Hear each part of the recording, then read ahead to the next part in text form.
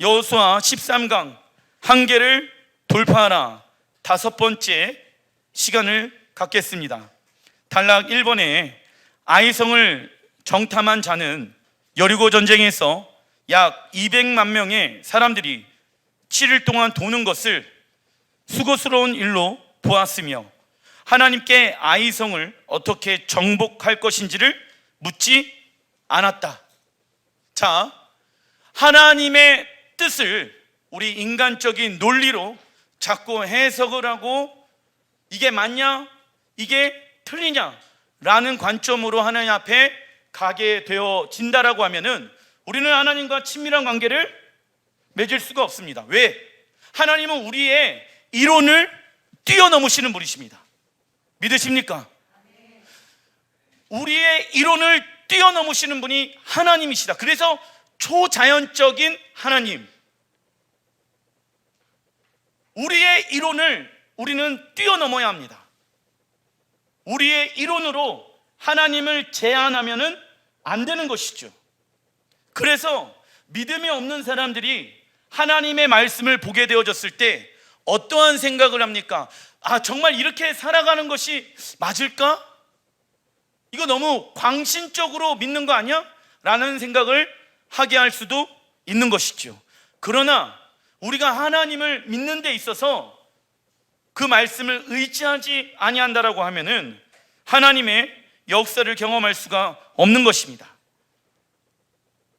그래서 하나님의 말씀대로 순종하는 것은 너무 광신적으로 믿는 것 같으니 자신들의 방법대로 전쟁을 치르게 되어집니다.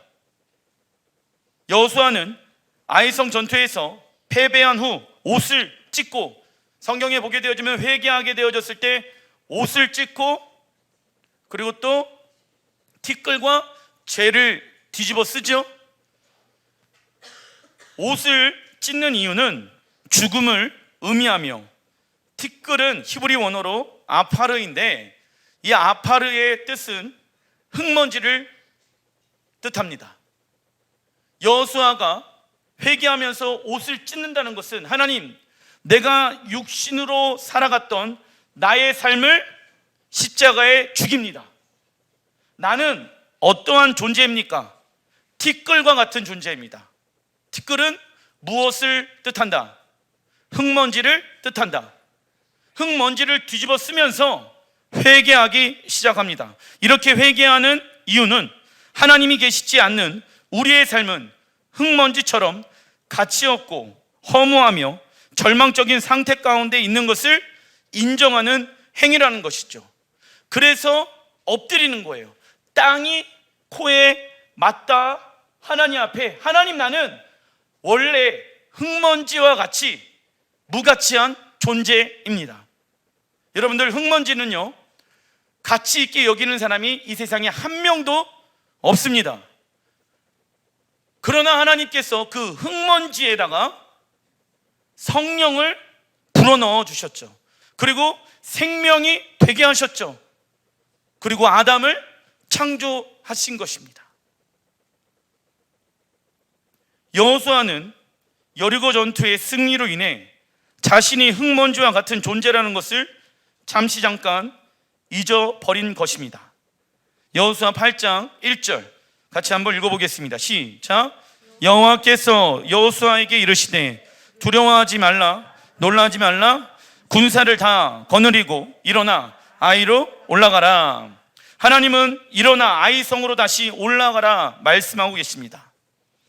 아이성은 패배했던 현장입니다. 그곳은 아픔과 눈물이 있었던 곳이기에 다시는 가고 싶지 않은 곳입니다. 하지만 하나님은 이렇게 말씀하시죠. 너희의 지혜와 힘과 노력으로 살아간 결과가 어떠했니? 실패했던 그곳으로 다시 돌아가서 이제는 나의 지혜와 힘으로 한번 해보자. 그러면 그 땅을 내 손에 넘겨줄 것이란다 라고 말씀하고 계시는 것입니다. 하나님은 우리에게 치유와 승리를 주길 원하십니다. 이때 우리가 실수하는 것은 적어놔 주십시오. 실패를 대하는 태도입니다. 실패를 대하는 태도입니다. 실패를 피할 수 있다라는 생각, 교만한 생각입니다. 어느 누구도 실패 없이 성공을 누릴 수가 없습니다. 그런데 사람들은 실패하지 말아야지 라고 생각을 합니다. 사람은 누구나 실패할 수 있습니다. 그래야지 그 실패를, 그 단점을 보완하고 승리할 수가 있는 것입니다. 실패가 없으신 분은 오직 하나님 한 분이시죠. 그분만이 완전하십니다. 완벽주의자들이 간혹가다 있는데 그들의 삶의 모습을 보게 되어지면 굉장히 힘들고 어렵게 자신을 괴롭히는 모습들이 있습니다. 실수를 용납하지 아니하죠. 그리고 실패하면 끝이라고 생각을 합니다. 실패하면 큰 오점을 남긴다는 생각 등에 사로잡히면 앞으로 나아갈 수가 없습니다. 겸허하게 실패를 받아들이고 그것을 돌이키는 삶을 살아가야 하는 것이 하나님을 믿는 사람들의 모습이 되어야 하는 것이죠. 성공한 사람들에게도 실패는 있었지만 그들은 결코 자신을 실패자로 간주하지 않았습니다. 실패를 인정하되 허세 부리지 말고, 자기 합리화하지 말고, 후회하지 말고, 자기 방어하지 말고 직면해야 합니다. 허세 부리는 사람들이 있어요. 뭐 이렇게 이 정도는 뭐 실수할 수 있는 거지. 그것을 당당하게 얘기하는 사람은 잘못되어진 것입니다.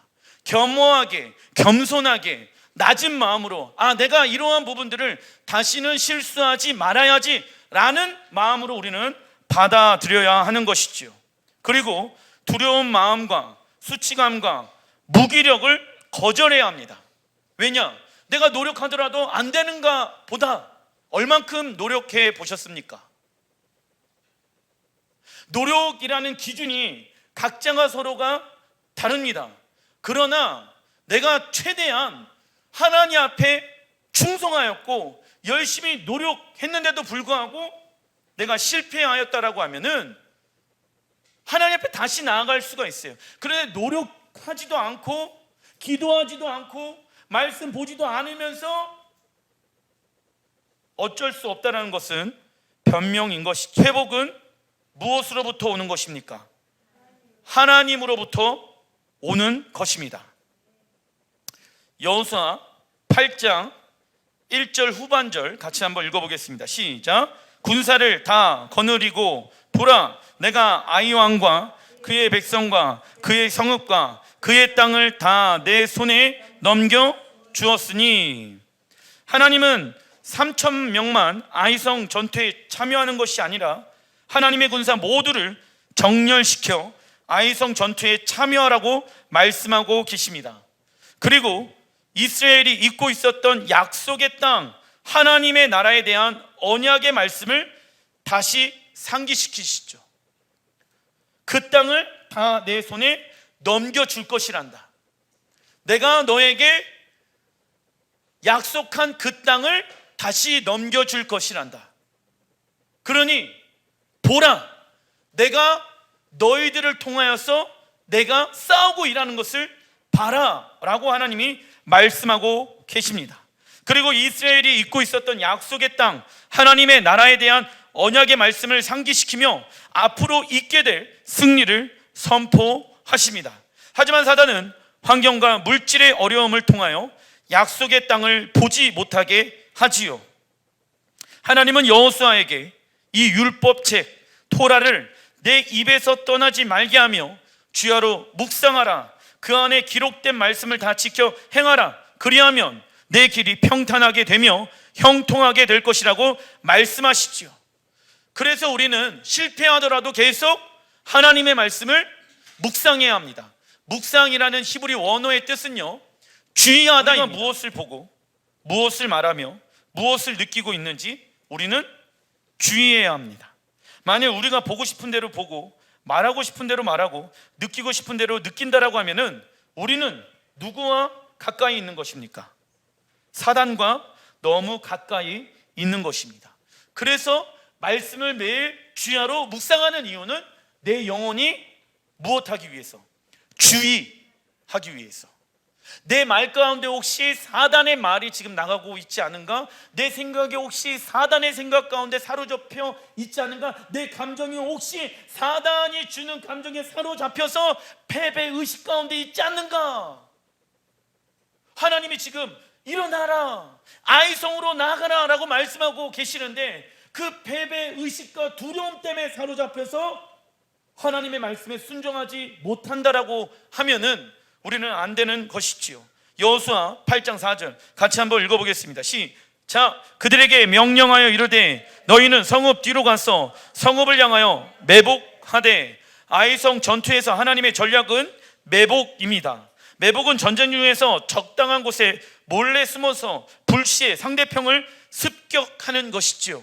그러나 하나님이 명령하신 매복은 세상의 매복의 방법과 다릅니다. 매복, 히브리 원어로 보니까 아라브인데 그 뜻은요, 땅에 엎드리다. 적어놔 주십시오. 땅에 엎드리다 입니다. 아이성 전투는 이스라엘 백성이 땅에 엎드려 여호수아가 티끌, 흙먼지를 뒤집어 쓰고 회개한 것처럼 자신이 흙먼지와 같은 존재라는 것을 잊지 말라고 하나님이 지금 매복하라, 땅에 엎드려라. 여호수아만 엎드리지 말고 이스라엘 모든 백성들이 여호와 앞에 무엇하라? 엎드려라. 경배란. 읽어보겠습니다. 시작. 왕이신 하나님께 영과 온과 육이 항복하는 것. 엎드려서 무엇하라? 경배하라. 이스라엘 백성들이 여호와의 성전 가운데 들어가게 되어지면 엎드려서 주님을 경배합니다. 왜요? 낮아지고 겸손해지는 모습을 취하는 것이죠. 하나님은 단순히 매복해서 숨어서 비겁하게 적들과 싸워 이겨라, 그것을 얘기하는 것이 아니라 부르신 그곳에서 엎드려서 너희가 겸손하게 여호와를 경배하라, 여호와를 숭배하라, 여호와를 찬양하라, 여호와 앞에 엎드리라고 주님께서 말씀하고 계시는 것입니다. 여리고 전투에서의 승리는요, 당당하게 성을 돌다가 소리를 지르면 승리하는 전쟁입니다. 그러나 아이성의 전투는 이스라엘이 하나님께 땅에 엎드려 경배해야지 무엇을 할 수가 있습니까? 승리를 할 수가 있는 것이죠. 여호수아 8장 4절 읽어보겠습니다. 시작. 그 성읍에서 너무 멀리 하지 말고 다 스스로 준비하라. 여호수아가 3만 명을 뽑아서 그들 중에 5천 명을 매복하게 한 후에 아이성을 점령하라는 임무를 부여하면서 스스로 이스라엘 백성들이여 준비하라 라고 말씀하고 있습니다. 스스로 준비하라 라는 것은 적어놔 주십시오. 바른 자세로 자리를 지킨다. 바른 자세로 자리를 지킨다. 흐트러지지 말고 서 있지 말고 엎드려서 바른 자세로 그 자리를 지켜야 한다. 자세는 사물이나 현상을 대하는 마음가짐이나 태도를 말한다. 하나님의 말씀을 묵상하며 예배하며 기도할 때에는 하나님을 만나고자 하는 갈망함의 자세를 가져야 하며 인생에 어려움이 왔었을 때 하나님 앞에 나아가 해결하려는 자세를 가져야 합니다. 그래서 우리는 그 자세를 여호와 앞에 우리의 잘못되어진 자세를 수정해야 합니다. 고난을 대하는 자세, 실패를 대하는 자세, 성공을 대하는 자세. 성공했더라고 하더라도 실패할 수 있기 때문에 겸손해야 하겠죠. 우리의 모든 마음의 자세를 여호와 앞에 배워야 하는 것이죠. 그리고 우리를 불러주신 그 자리가 아무런 빛이 없고 어려운 자리라도 도망가지 않고 그 자리에서 하나님과 인격적인 관계를 통해 지켜나가야 하는 것입니다. 그러나 하나님의 부르심의 자리를 떠난 사람들이 성경에 나오게 되어집니다. 창세기 12장 10절 시작. 그 땅에 기근이 있으므로 아브라함이 애굽에 우거하려 하여 그리로 내려갔으니, 아브라함은요 하란 땅을 떠나 약속의 땅에 도착하여 하나님의 축복을 받게 되어집니다. 그러나 땅의 기근으로 인해 먹고 사는 문제가 걸리게 되어지죠. 그 문제를 해결하기 위해 약속의 땅을 떠나 애굽으로 가게 되어집니다. 아브라함은 하나님의 말씀을 따라간 것이 아닌 자신의 생각과 결단을 따라 움직였습니다. 그 결과 애굽의 왕에게 아내 사라를 빼앗기게 되지만 하나님의 개입으로 인해 애굽에서 나올 수 있었습니다. 그런데 문제가 생기게 되어집니다. 창세기 12장 16절 시작. 이에 바로가 그로 말미암아 아브라함을 후대함으로 아브라함이 양과 소와 노비와 암수 나귀와 낙타를 얻었더라. 바로가 아브라함에게 준 선물 중에 하나가 노비, 남종과 여종입니다.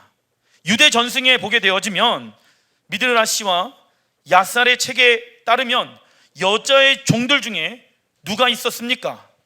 하갈이 있었으며, 하갈은 바로 왕의 첩이 낳은 딸이라고 기록하고 있습니다.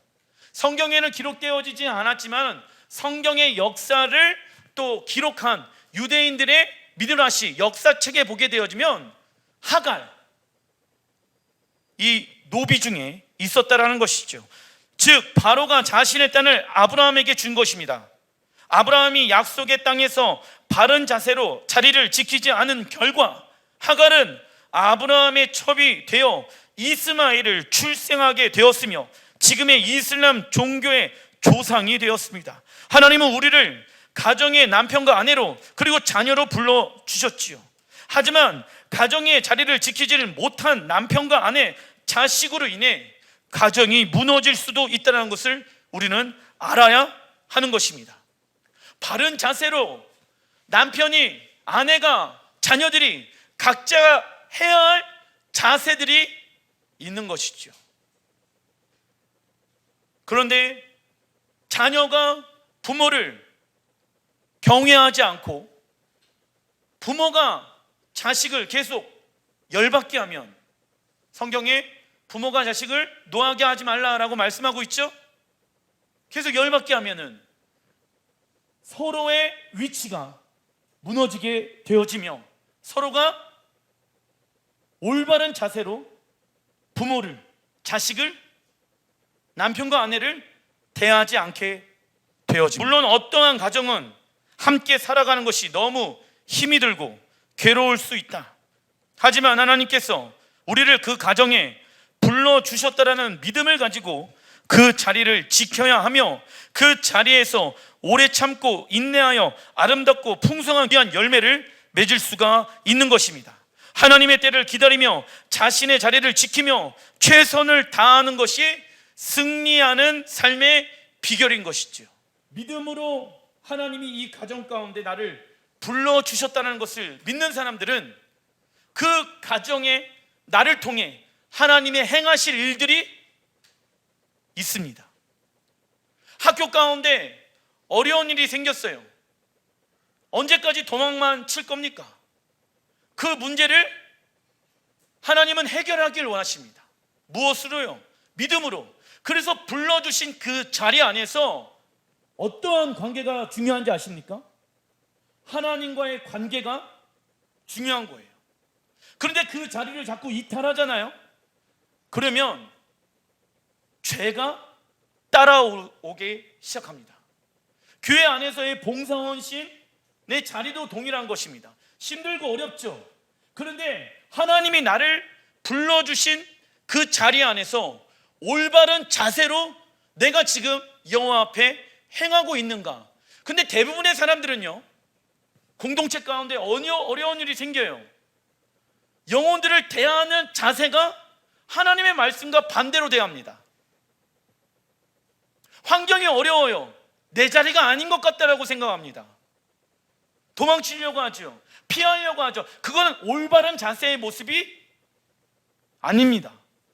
거기에서 수많은 합리화를 시키면서 그 자리를 벗어나려고 하죠. 아브라함도 먹는 문제, 죽느냐 사는 문제가 걸리는 상황입니다.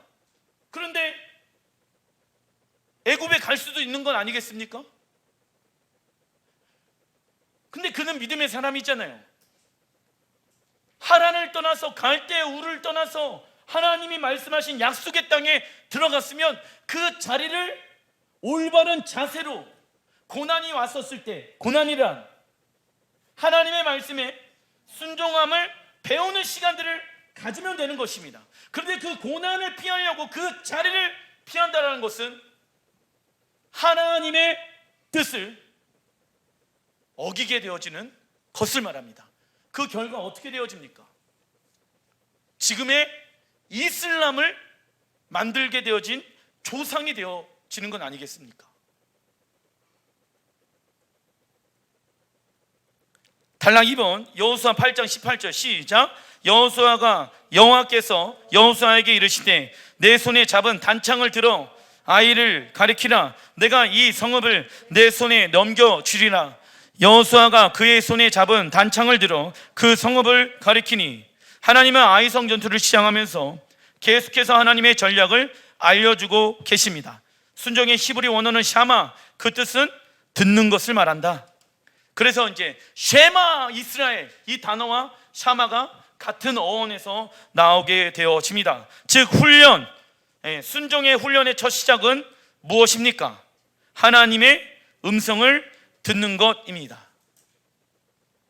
하나님의 말씀을 자꾸 들어야 영적인 귀가 뚫리게 되어집니다. 하나님의 말씀을 들어야 삶의 지혜가 생기며 하나님과 이웃을 사랑할 수가 있습니다. 뱀의 특징이 있습니다. 뱀은요, 귀가 막혀서 듣지 못하고 진동으로 사물을 파악한다라고 합니다. 그래서 이 뱀을 잡는 사람들 있잖아요, 지팡이로 땅을 퉁퉁퉁 칩니다. 왜냐하면 만약에 그 진동으로 그 뱀이 어디에 있는지 위치를 파악할 수 있다라고 이야기를 합니다. 이처럼 사단은 무엇을 막습니까? 우리의 귀를 막는 거예요. 귀를 막으니까 무엇이 하나님이 나를 향한 뜻인지, 가정을 향한 뜻인지, 직장을 향한 뜻이신지, 자녀들을 향한 뜻인지 들을 수가 없게 되어집니다.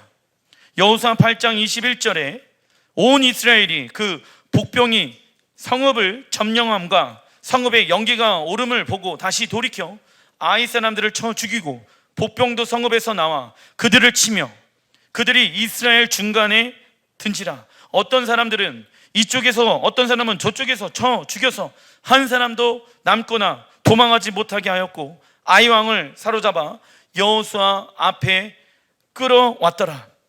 아이성 군대가 이스라엘 군대를 보고 성을 비운 채 추격을 하기 시작합니다.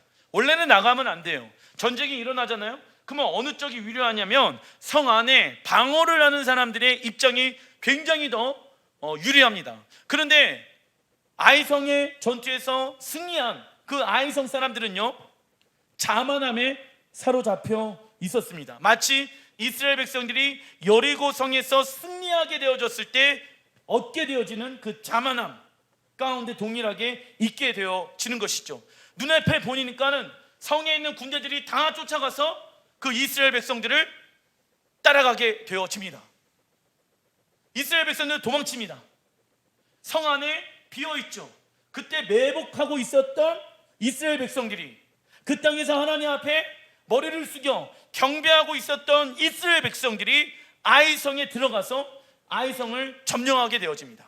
그 모습을 본 아이성 군대들이 다시 돌아오는데, 아이성 군대들이 쫓고 있었던 이스라엘 백성들이 다시 턴을 해가지고 그들을 진멸하게 되어진 것이죠.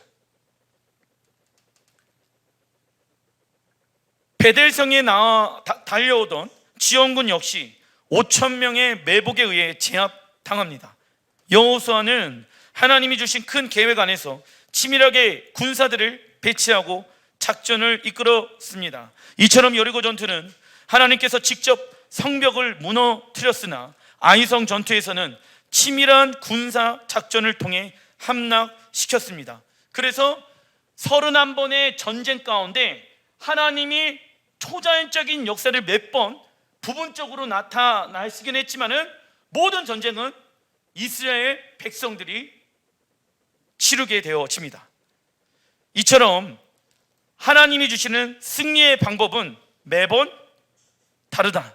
그래서 과거의 승리에 익숙해져 있는 것이 아닌 매 순간 새로운 마음으로 하나님의 음성을 들어야 하는 것입니다.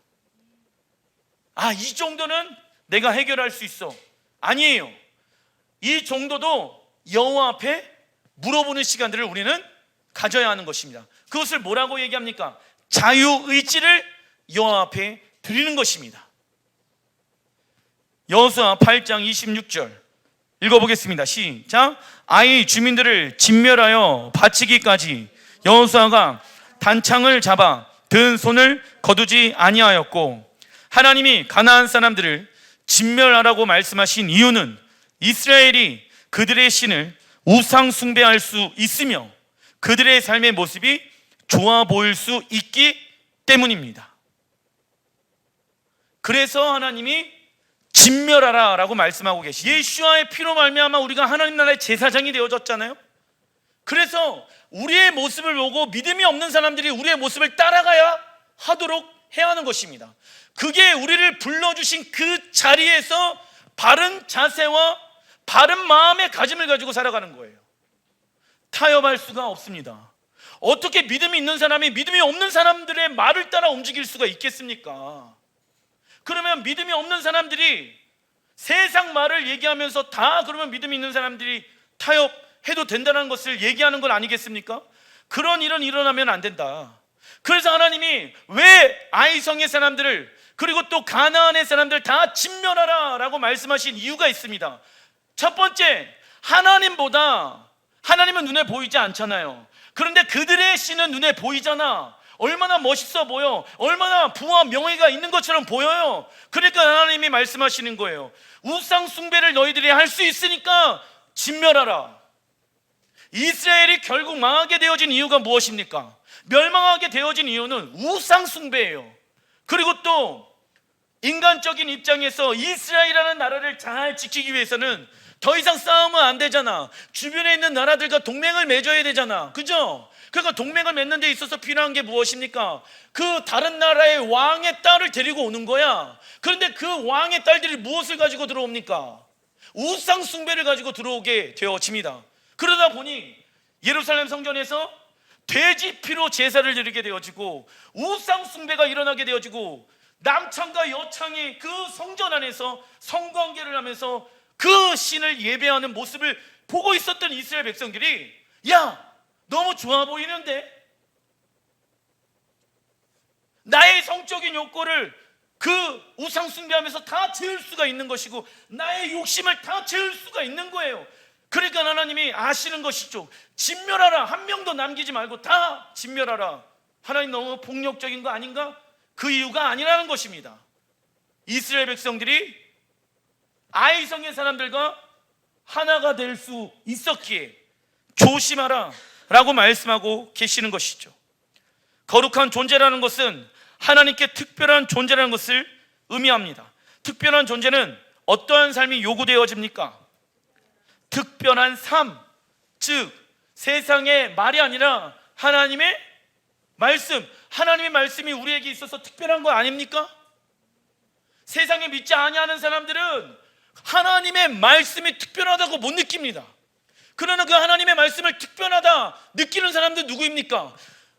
특별히 하나님이 불러주신 하나님의 자녀들이 하나님의 말씀을 특별하게 생각하게 되어집니다. 특별한 삶은 무엇을 말합니까? 세상이 원하는 대로 살아가는 것이 아닌 하나님이 원하시는 대로 살아가는 삶입니다.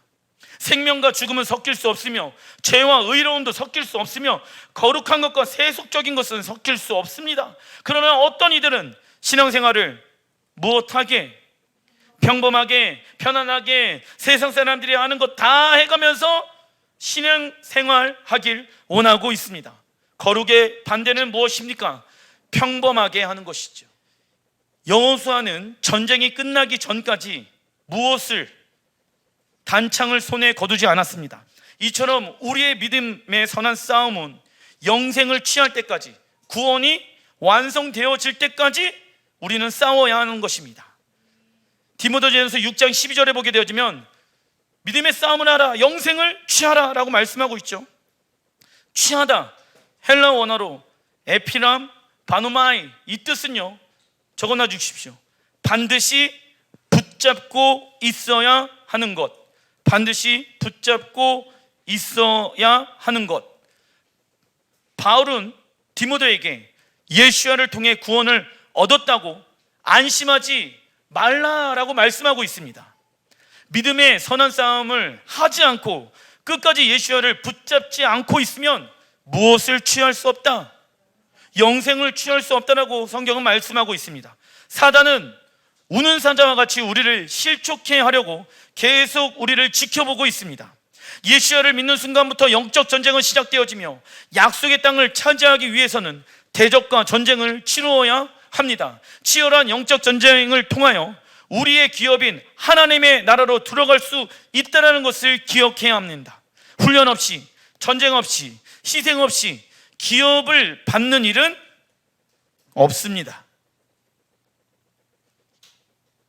여호수아 8장 29절 같이 한번 읽어보겠습니다. 시작. 그가 또 아이 왕을 저녁 때까지 나무에 달았다가 해 질 때에 명령하여 그의 시체를 나무에서 내려 그 성문 어귀에 던지고 그 위에 돌로 큰 무더기를 쌓았더니 그것이 오늘까지 있더라. 고대에는 흉악범이나 전쟁 포로를 죽인 후에 나무에 달아 짐승의 먹이가 되게 하는 풍습이 있었습니다. 그러나 하나님은 여호수아에게 아이성의 왕을 해가 질 때까지 두지 말며 장사하도록 말씀하십니다. 그런데 왜 나무에 달아두도록 하나님이 말씀을 하셨냐? 그 이유가 신명기 21장 23절에 나와 있습니다. 같이 한번 읽어보겠습니다. 시작. 그 시체를 나무 위에 밤새도록 두지 말고 그날에 장사하여 내 하나님 여호와께서 내게 기업으로 주시는 땅을 더럽히지 말라. 나무에 달린 자는 하나님께 저주를 받았음이니라. 하나님은 나무에 달린 자를 하나님의 저주를 받은 자로 여기십니다. 그런데 우리의 죄를 속죄하기 위해 하나님의 저주를 받으신 분이 있습니다. 나무, 십자가에서 달리신 예수야이십니다. 이 말씀을 근거로 하여 유대인들은 예수야가 십자가에 달려 죽음으로써 하나님의 저주를 받은 자가 되었기 때문에 메시아가 될 수 없다라고 말합니다. 하지만 그때 사도 바울은 이렇게 말하지요. 갈라디아서 3장 13절 시작. 그리스도께서 우리를 위하여 저주를 받으사 되사 율법의 저주에서 우리를 속량하셨으니 기록된 바 나무에 달린 자마다 저주 아래 있는 자라 하였습니다. 예수와께서 하나님의 저주를 받으신 이유는 예수와 자신의 죄 때문이 아니라 우리 곧 믿는 유대인들과 이방인들을 위함이었다는 것입니다. 그리고 율법의 저주는 율법 자체가 사람을 저주하는 것이 아니라 갈라디아서 3장 13절에 보게 되어지면 율법의 저주가 나오죠. 적어놔 주십시오. 율법을 어길 때 따라오는 저주, 율법을 어길 때 따라오는 저주. 신명기 28장에 보게 되어지면 하나님의 말씀에 순종하게 되어졌을 때 이러한 복을 받을 것이다 쓰여져 있는 거 여러분들 공부하셨죠? 하나님의 말씀에 불순종하게 되어지면 이런 어마어마한 무시한 일들이 너희들의 삶 가운데 일어나게 되어질 것이야. 이게 율법의 저주인 거예요. 그런데 그냥 문자 그대로 어떤 사람들은 율법의 저주, 즉 구약에 나와 있는 하나님의 말씀은 우리에게 저주야, 예수와 그 저주를 끊으셨어, 그 얘기를 하는 거예요. 근데 그 의미가 아닌 것입니다. 그것은 하나님의 심판대 앞에서 정죄를 받고 하나님으로부터 끊어지는 저주를 말하는 것입니다. 왜요? 하나님의 말씀에 불순종하니까 하나님과 가까이 할 수 있다 없다? 없죠. 결국은 죄인은 그는 하나님의 심판대 앞에 가게 되어지면 하나님의 심판을 받으며 하나님과 영원토록 어떻게 되어집니까? 멀어지게 되어지고 끊어지게 되어지는 거예요.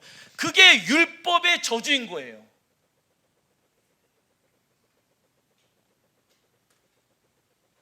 그런데 어떤 이들은 모든 율법은 십자가에서 완성되었기 때문에 더 이상 그것을 지킬 필요가 없다라고 말합니다. 하지만 율법은 하나님의 말씀을 지키지 않으면 오는 저주에서 우리를 자유하게 하셨는데, 다시 읽어보겠습니다. 시작. 또 다시 율법을 지키지 않겠다라는 것은 통할 수 없습니다. 예수야를 믿는다고 해서 죄를 마음껏 지어도 되는 것이 아니다. 진짜 예수야를 믿는 자들은요, 읽어보겠습니다. 시작. 하나님의 말씀을 순종하기를 갈망하고 순종하지 못한 거에 대해서 마음 아파하고 회개하고 다시 삶을 돌이킵니다. 기도하겠습니다.